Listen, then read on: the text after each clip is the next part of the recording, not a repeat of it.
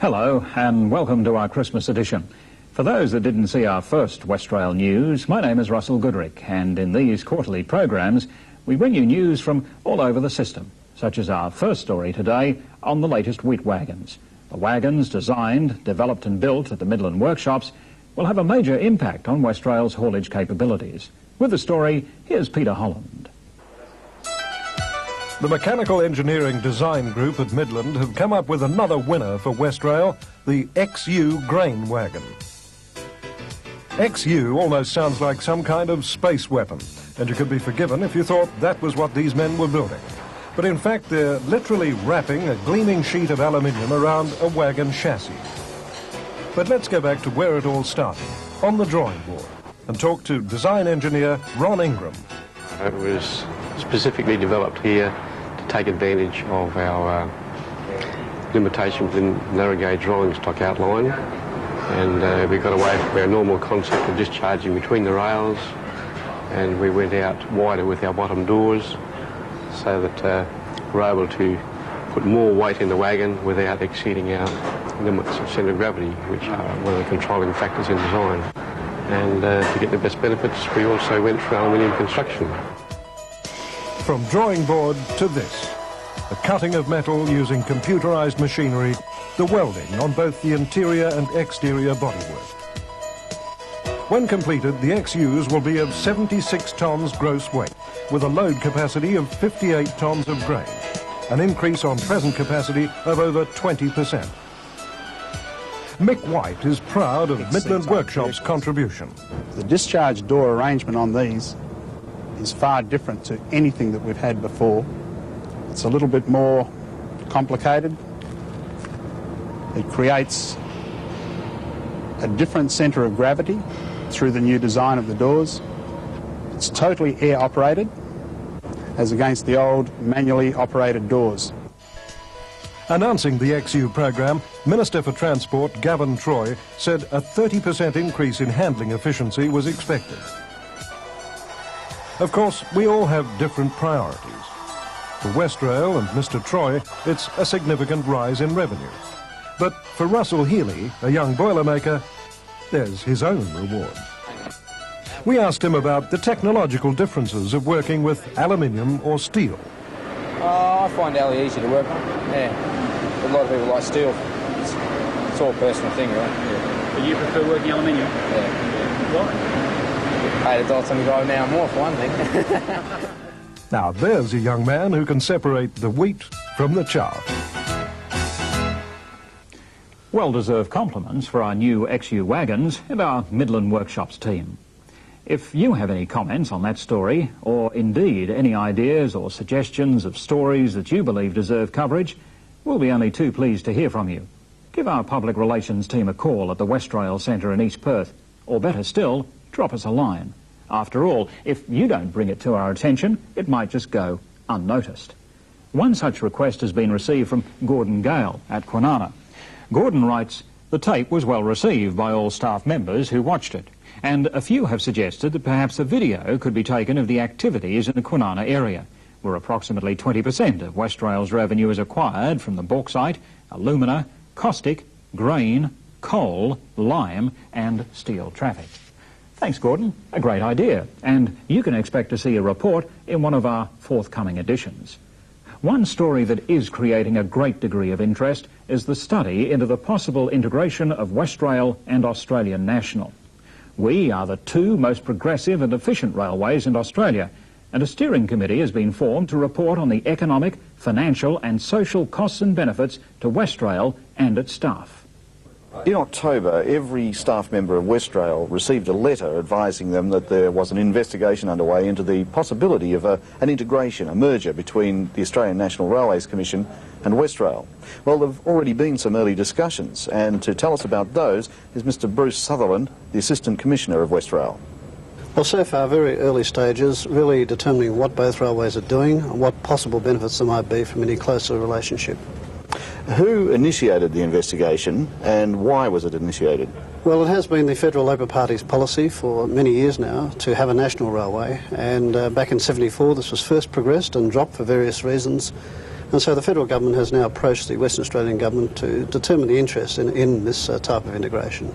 Well, what does Australind National have that would make a merger worthwhile from our point of view?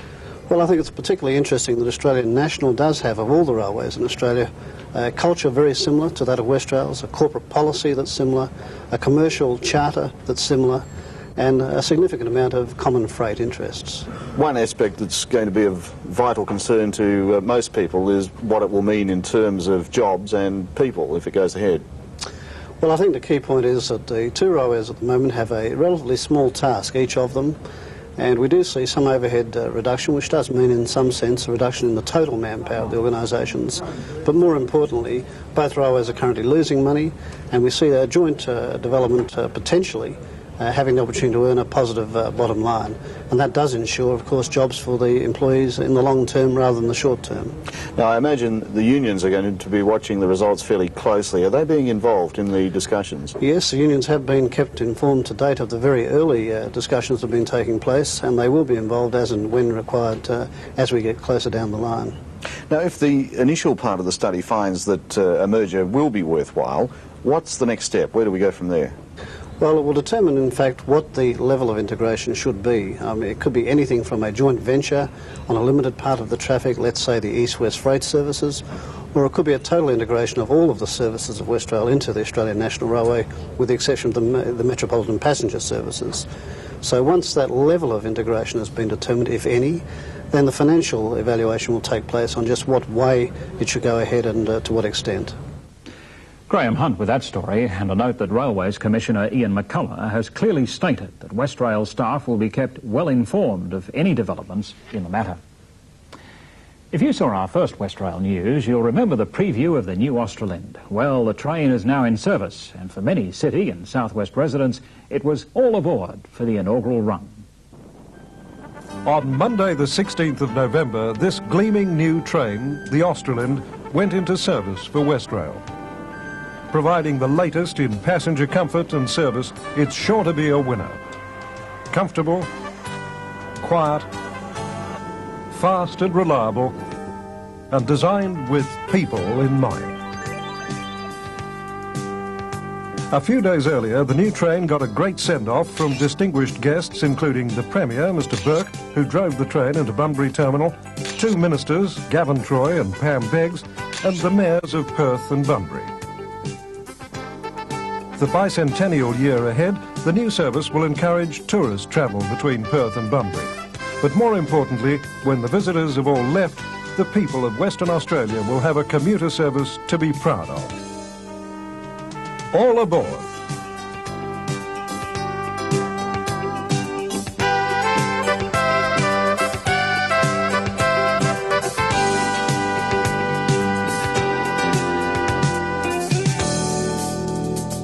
Certainly a marvellous way to commute to the southwest. Now from one new concept to another. Each program we have a feature story. This time it's about a very handy piece of machinery all the way from Italy. Over the years, the Italians have shown us style, elegance and some remarkable designs. The America's Cup with Gucci's stylish 12-metre boat and crew was no exception.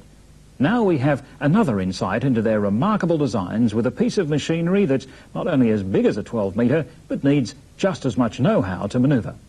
Here's this programme's cover story on the Bolotti.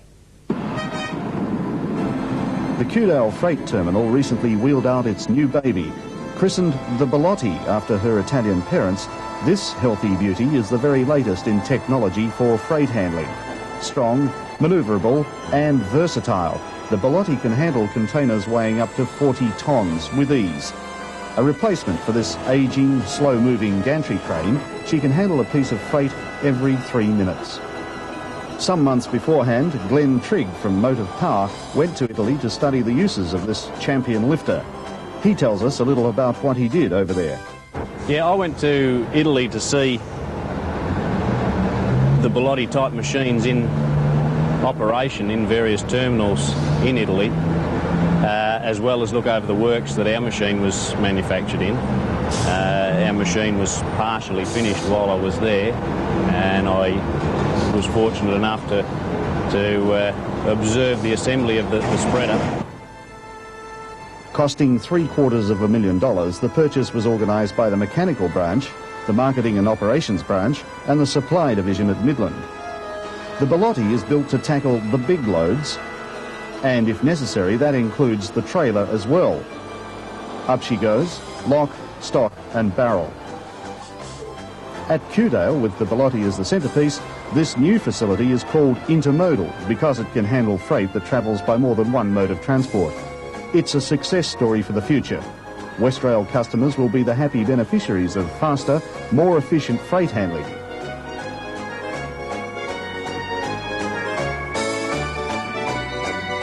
Here's a toast to Bellissima Bolotti. Two men for whom the Bolotti has a special significance are in the studio with me today. One of them is Chris Baig, who's one of four people who can actually drive the Bolotti, and the other one is Westrail's marketing manager, Neville Ward. Now, Chris has been at Kewdale for 17 years. He started out there pushing a wheelbarrow. Now he drives the most sophisticated, most expensive piece of loading and unloading gear in the yard. Chris, how has Kewdale changed in the 17 years that you've been there? Kewdale has changed a lot. I've seen, when I joined, we used to move the goods with the wheelbarrow. From wheelbarrow, we started buying some forklifts and all. And then everything has gone on, small goods gone on pallets. They used to move everything with forklifts. From forklifts, then we've gone on to container traffics. The container traffic like overhead gantry and mobile cranes and the big forklifts. From forklifts, now we got these Bolotti. With Bolotti, we can shift the containers much quicker and much faster. Well, what's the big difference between the Bolotti and conventional methods, and what's the difference in time taken for that sort of operation? Conventional methods, the customer has to wait somewhere about half an hour or sometimes 45 minutes for one container. With Bolotti, it's a couple of minutes. That's the difference between the convention and the Bolotti. Well, Neville, you're responsible for selling Westrail's capabilities in this area. What does that mean to you? What does the difference in time taken mean to your ability to sell better? Well, the intermodal move, Graham, is all about time to the customer and cost. We're pretty smart at doing the line haul. We've got good transit times from the east, but it's the terminals and the old methodology that we're trying to break out. We can do that by the service our staff give, and we can do it by investment. Now, put the two together and it runs well. And I say that because interstate traffic, we don't have the protection of regulation. So our share of the market, which at the moment is about 70% and about our fourth biggest traffic, is got hold of simply by a combination of people and equipment. Well, what sort of competition do we face, and how do you present an argument to beat that competition? We've got a lot of competition because on the air highway at the moment there's 400 to 500 road rigs running each week in each direction. Not only that, the shipping have expanded in an attempt to also get into this market, but we have been very successful. We've got traffics on board in the last 12 months, such as steel coming into Western Australia, that for many, many, many years has gone on other modes. Well, it seems as though the intermodal capacity is here to stay. What are the plans for the future? Is there another Bolotti coming in? We would hope that with the growth of the market that we see, and my word, we're pretty highly confident about that, that we would certainly have a look at another Bolotti. Neville Ward, Chris Baig, thanks for joining us in the studio today. Now it's back to Russell. Thanks, Graham. Well, I hope you've enjoyed this program.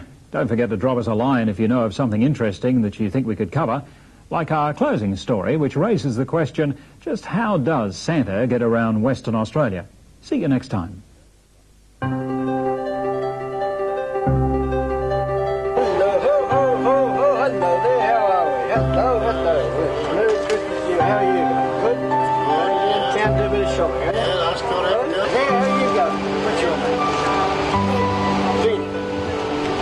What are you doing? Down there shopping? Come on, shopping Christmas, are you? That's all right. Hey, Molly? Hey! Hello. Here we go. Hello there. There's a Merry Christmas to you. Been a bad arm there, isn't it? Yeah. Hope we get better. We don't worry. It's a good lad. Hello, ho, ho, ho.